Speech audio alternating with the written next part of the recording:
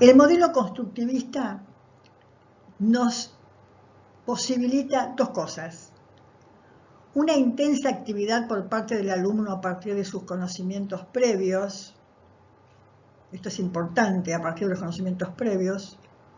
Y por otro lado, el profesor cede su protagonismo al estudiante, quien asume el papel fundamental en su propio proceso de formación. ¿Cuáles serían o cuáles son o cuáles deben ser las características de un docente que adopta la metodología constructivista? Acepta e impulsa la autonomía e iniciativa del alumno. Usa materia prima y fuentes primarias en conjunto con materiales físicos, interactivos y manipulables. Manipulables en el sentido de tocarlas con las manos, ¿no? Usa terminología cognitiva, tal como clasificar, analizar, predecir, crear, inferir, deducir, estimar, elaborar, pensar. Digamos, son todas cosas que tienen que ver con la idea de desarrollo mental. Investiga acerca de la comprensión de conceptos que tienen los estudiantes antes de compartir con ellos su propia comprensión de estos conceptos. Desafía la indagación y haciendo preguntas que necesitan respuestas muy bien reflexionadas, y desafía también a que se hagan preguntas entre los participantes, entre los alumnos. Ahora nos detenemos un momento y pregunto, si tuvieras que darle una actividad a los alumnos colaborativa y autónoma, ¿te generaría algún temor?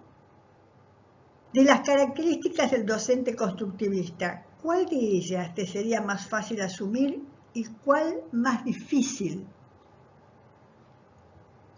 En la reunión grupal te invitamos a compartirlo, porque de esto vamos a conversar.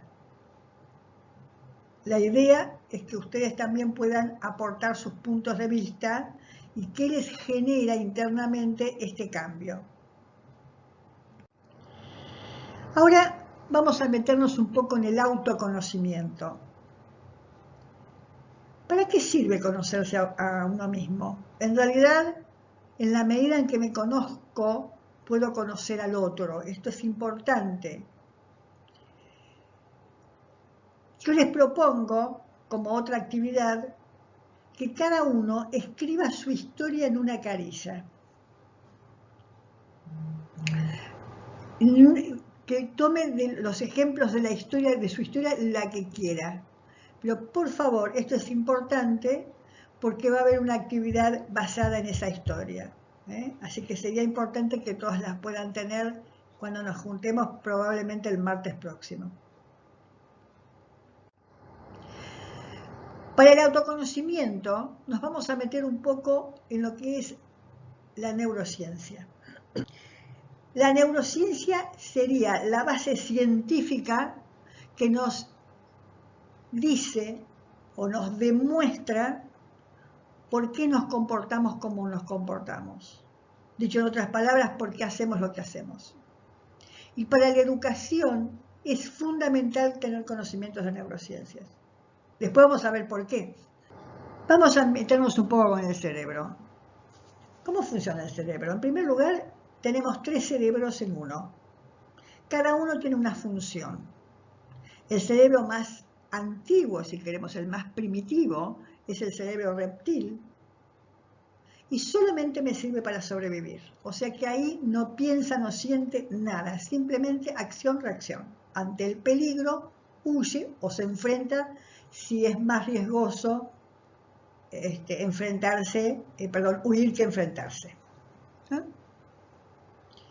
Tenemos el otro cerebro que es el límbico, que decide emocionalmente. Es la parte de la emoción que empuja la acción. Este límbico es el que nos empuja y nos motiva y nos lleva a actuar. Y por último, el córtex, que es el racional, es el último en aparecer en la evolución. Y entonces es el que nosotros usamos cuando pensamos, analizamos, etc. Ahora, estos tres cerebros están íntimamente vinculados. No es que tenemos tres separados. Cada uno influye en el otro, condiciona a los otros dos. La llave para el comportamiento humano es poder conocer estos tres cerebros. Y el que nos condiciona terriblemente es el reptil, porque justamente es una respuesta absolutamente biológica. Ahora veamos esta foto. Esto sería como una tomografía del cerebro, y cuando estamos despiertos, el cerebro lo vemos así. Se iluminan las partes que vamos usando, es decir, si hablamos, si estamos quietos, si estamos leyendo, si estamos moviéndonos, se va iluminando el cerebro. Ahora, esta parte es fundamental, lo voy a hacer más lento para que lo podamos comprender. Si nosotros pudiéramos ver este cerebro, digamos, comparado con otro, vamos a ver que los cerebros tienen líneas más gruesas, como estas que están viendo ustedes acá, las blancas, son más gruesas que otras. Esas líneas gruesas se van haciendo cada vez más gruesas con el pasar del tiempo y la experiencia. Imagínense que ustedes están en un edificio de un piso 25, en una ciudad, miran hacia abajo y ustedes ¿qué ven? Ven que las avenidas las ven más anchas desde arriba y más iluminadas que las calles secundarias. Así, con esa imagen, imaginemos el cerebro. Esas avenidas o autopistas se ven más anchas, más iluminadas y con mucho más circulación de autos. A ver, veamos esta metáfora. Cada acción y cada acción que tomamos en nuestra vida, desde que somos niños hasta hoy, queda la marca en el cerebro. Cada acción que hacemos nueva, hay una conexión que se agrega al cerebro. Pero si repetimos muchas veces la misma experiencia, va por el mismo camino y eso se va haciendo más grueso y más ancho. Por lo tanto, esas líneas gruesas que ven ahí es como si fueran las autopistas del cerebro. Son aquellas cosas que recurrentemente hacemos. Son acciones que los tomamos automáticamente. Cuando nos ponemos en modo autónomo, cuando yo digo en modo autónomo es, no pienso, cada cosa que hacemos, la acción recorre ese camino.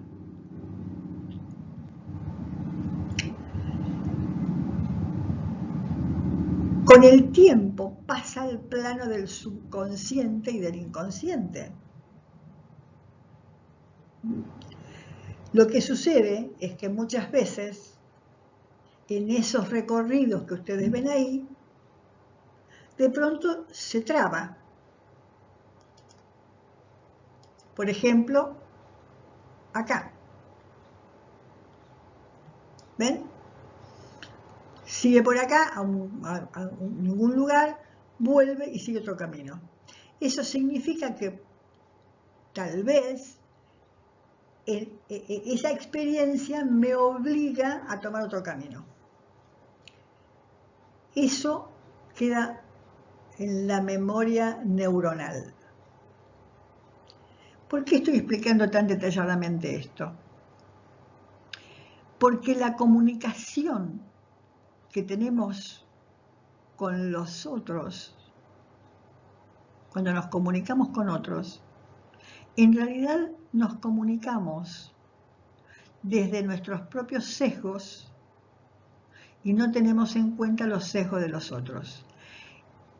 Las autopistas del otro no son las mismas autopistas mías. Por eso hay tantos problemas de comunicación entre los seres humanos. Ahora bien, cuando hay un mensaje externo, por ejemplo, llega acá un estímulo, impacta en el cerebro, ¿y qué hace cuando ingresa en el razonamiento, cuando ingresa en nuestro pensamiento? Hay algunos estímulos que van directamente al límbico, ¿no? Cuando son muy fuertes, pero por lo general entran por el córtex. Si ingresa y no hay nada que detenga esta zona para analizar, sigue y automáticamente recorre el camino cualquiera, recorre un camino y llega a una conclusión. Ahora, el estímulo de pronto no tenía nada que ver con la experiencia de la otra persona. Sin embargo, para ahorrar energía, nuestro cerebro lo que hace es mandarlo por la autopista. No importa si el camino es más largo o es el camino correcto. Si no llega al lugar correcto, inventa un final. Esta experiencia la tenemos todos los días. Cuando nosotros le decimos algo a alguien, le hablamos, y el otro termina haciendo otra cosa, o termina comprendiendo otra cosa. Entonces nos preguntamos, ¿pero no entiende lo que le digo? No se trata de entender. Se trata de que no hay un registro detallado, sino que ingresa a la autopista y hace su propio camino. Entonces, nuestras respuestas pueden ser ir por la autopista o detenernos a ver si empezamos a investigar caminos alternativos, si queremos llegar a un lugar. El tema es cómo lo hacemos esto. En primer lugar, yo les puedo decir que cuál es la barrera que podemos hacer entre el estímulo externo y antes del ingreso al cerebro. Lo que es muy importante es que las preguntas son las que el cerebro no deja pasar. El cerebro, cuando escucha una pregunta, inmediatamente se detiene para saber cuál es el camino que tiene que tomar. Por eso es tan importante indagar en el otro.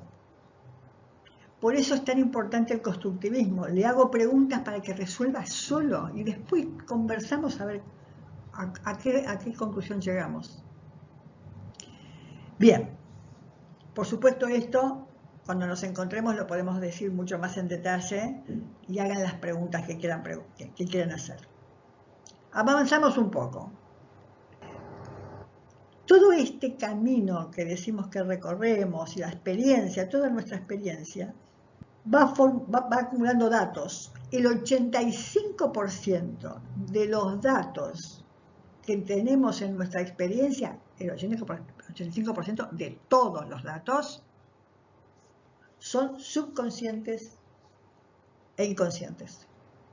O sea, no los tenemos registrados en nuestra conciencia. No nos damos cuenta, eso significa que no lo tenemos registrado. Y solamente el 15% es racional y consciente. Terrible, ¿no? ¿Cuántas cosas hacemos y decimos que es la resultante de estar en modo automático? Bien, continuemos. Cuando el cerebro está agotado y tiene mucho estrés, porque de tanta información o se siente presionado o porque muchas veces en lugar de hacerle preguntas y conversar y ver cómo podemos interactuar, presionamos para que nos den una respuesta. Bueno, el estrés produce esto. Ustedes vieron cuando en la computadora empieza a andar mal y de pronto apretan una tecla y aparecen esos cuadros que dicen, ¿y ahora qué pasó? Esto le pasa al cerebro. De pronto se desconecta. Entonces, tengamos claro que la presión no genera resultados positivos.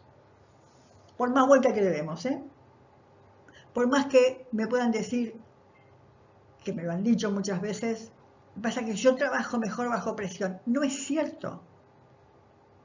No es cierto. No se trabaja mejor bajo presión. Después uno tiene una explicación para eso, pero no se trabaja mejor bajo presión. Ahora, yo les voy a pedir que piensen en ustedes mismos. Y les pregunto, ¿podrían identificar alguno de los comportamientos que tienen y que además ustedes quisieran modificar? Esta pregunta es importante, que empecemos a mirarnos y decir, ¿esta conducta, el resultado de qué es? Pero quisiera modificarla. Bueno, sería un primer paso para empezar a autoconocernos desde nuestra propia experiencia. Si la descubren y quieren compartirlo en Slack, serían muy bienvenidos. Otros podrían colaborar y verse reflejados seguramente cuando nosotros comentamos. Además, es una muy buena oportunidad para conocernos y conocer a los demás. Es otro ejercicio este, Muy bien. Ahora, esta parte que es de la neurociencia, que estos son conceptos básicos, obviamente, hay mucho para hablar de esto. Yo después les puedo dar bibliografía para que aquel que le interese pueda seguir leyendo. También vamos a trabajar en el autoconocimiento en cuanto a las preferencias que las personas tenemos. Porque toda esa experiencia desde que nacemos hasta la actualidad nos ha generado una tendencia que normalmente es una actitud y tomamos acciones que son habituales. Por eso decimos que es una preferencia. Lo primero que le dimos fue el test de estilos de aprendizaje, que Victoria les dio la parte primera de las respuestas, y después les va a mandar la respuesta individual, y después juntamos todas las respuestas para hacer un ejercicio colaborativo y reconocernos. Cuando podamos compartir los resultados de todo este autoconocimiento, de todo lo que les vamos a dar para autoconocerse, la importancia de autoconocerse es fundamental para tres cosas. Ser consciente de mis acciones, saber qué las provoca en los otros, decidir si quiero modificarlas. Entonces, con estas cosas vamos a ir cerrando esta entrega sobre el perfil del docente y las habilidades. La próxima hablaremos de habilidades. A partir de las preferencias vamos a hablar de las habilidades. La próxima nos pondremos a diseñar una actividad. Así lo vamos a ver directamente en la acción. Y sí les pido que cuando estemos en la reunión, todos juntos, en tiempo real, hagan todas las preguntas que quieren hacerme. A mí me encanta cuando yo les digo, a ver, pregunten, pero pregunten las cosas muy concretas. Es decir, ¿qué hago cuando me aparece esto? ¿Qué hago cuando estoy en esta situación? Porque ese es mi mayor bagaje. Por supuesto, muchísimas gracias.